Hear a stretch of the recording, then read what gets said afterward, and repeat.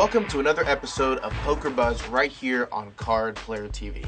This week the buzz seems to be all about Vanessa Selbst, who yesterday incredibly defended her title at the NAPT Mohegan Sun main event, making her the first two-time NAPT winner on a tour that is only in its second year.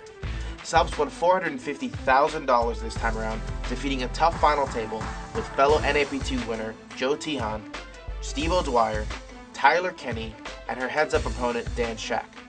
Card Player TV was able to get Selbst on the phone to learn more about her epic win. Ladies and gentlemen, I am very pleased to introduce to you the one, the only, the seemingly unbeatable Vanessa Selbst. Vanessa, how are you doing? I'm good, thanks. How are you? You better be doing good because you have an instant $450,000 bankroll increase. That's got to be nice. Yeah, it's always nice to luckbox my way into a tournament win. Don't say that now. Now, whenever you are the defending champion of an event, I'm sure people come up to you at the beginning of the event. They make jokes. Oh, you're going to defend your title. Oh, you're going to be able to, get back and take it down again. This time it actually happened. I mean, was that running through your mind at all during the tournament?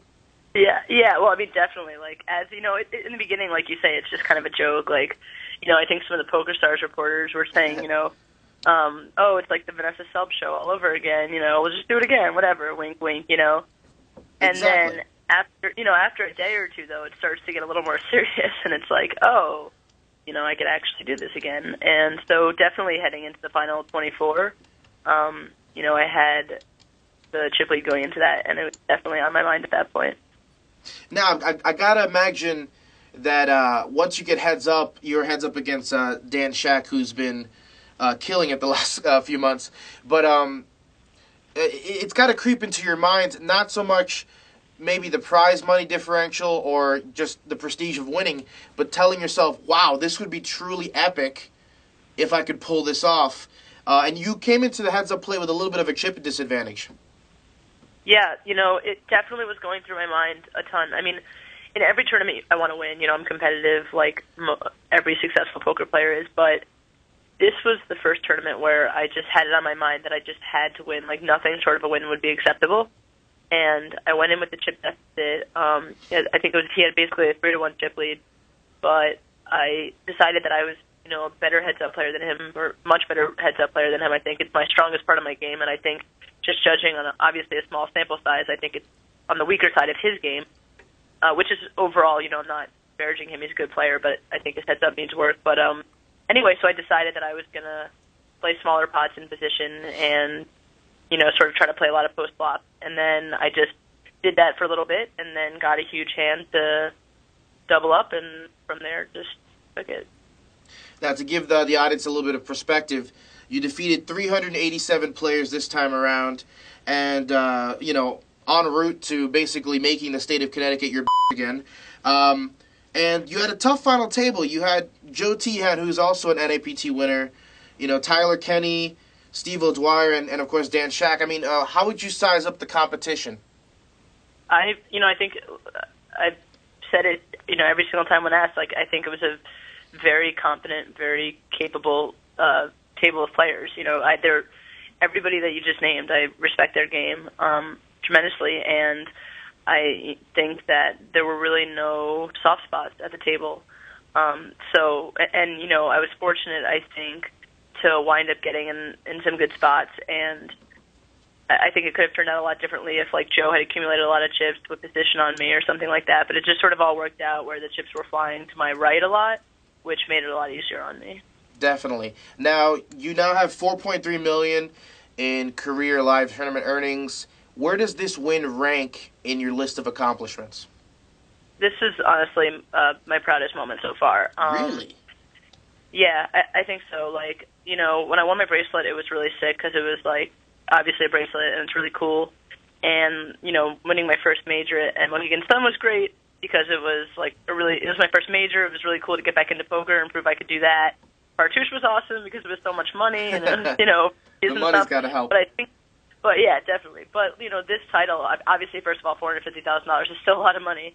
And on top of that, it was just something, like I said, I went in and I said, there's nothing short of first place will be acceptable.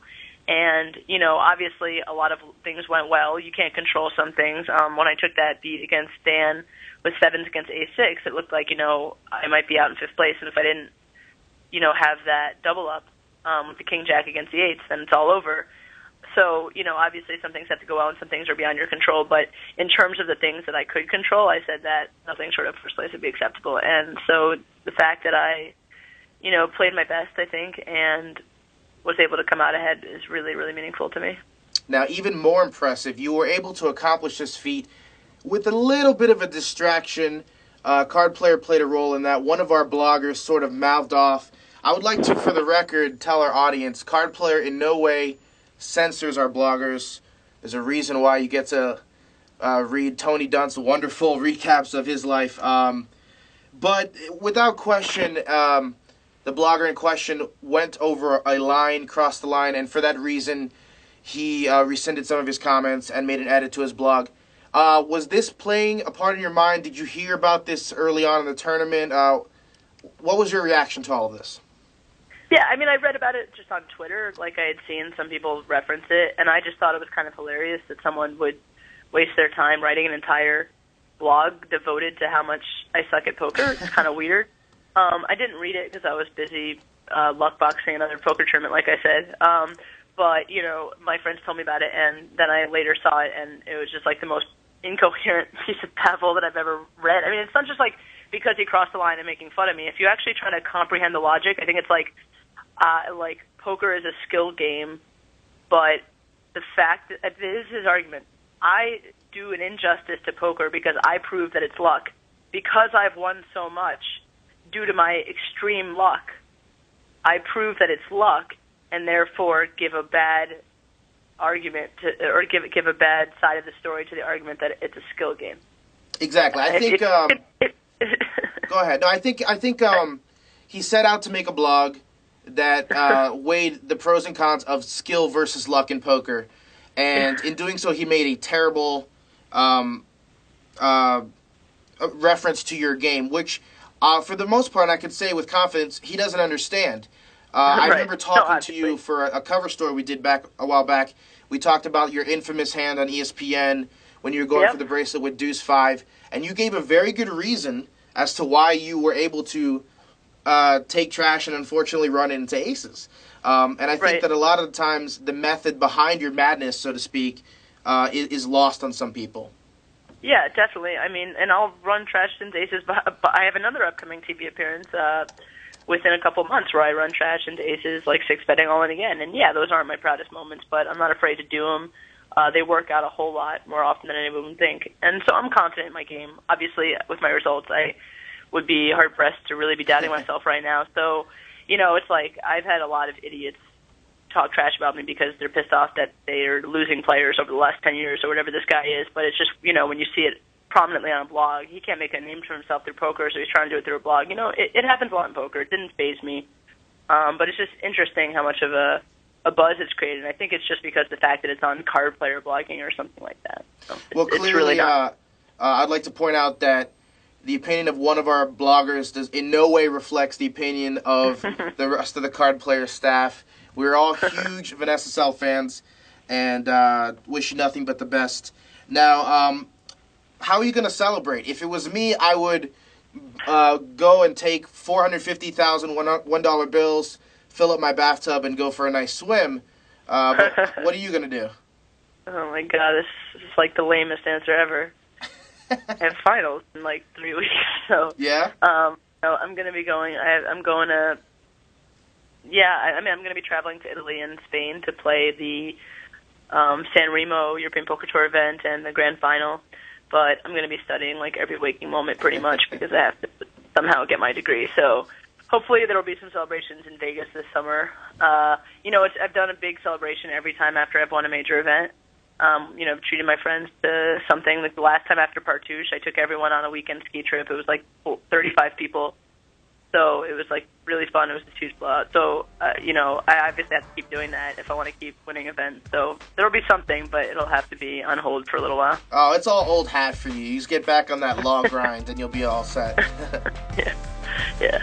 All right, Vanessa, thank you so much for taking the time to be on the show. And once again, congratulations on a truly remarkable accomplishment. Cool. Yeah, thanks a lot for having me. No problem. Have a good one.